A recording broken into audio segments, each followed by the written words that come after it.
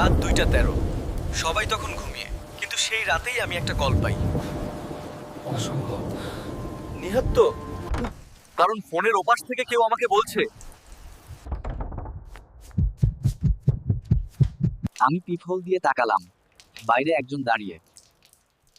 আরিফ, দরজা খোল, আমি নিহাত। হঠাৎ আমার মনে পড়লো দুর্ঘটনার আগের রাতে নিহাদ আমাকে একটা ভিডিও পাঠিয়েছিল, কিন্তু আমি সেটা কবেও খুলিনি। যেহেতু দরজা খুলিনি, তাহলে ও দরজাটা খুললো কে? কে কে ওখানে? আমি নিশ্চিত ছিলাম আমি ঘরে একা ছিলাম। আরিফ, ও তোর পেছনে।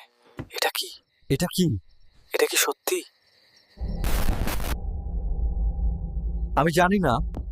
কহ, কে আছো? কে আমাকে ফোন করলো?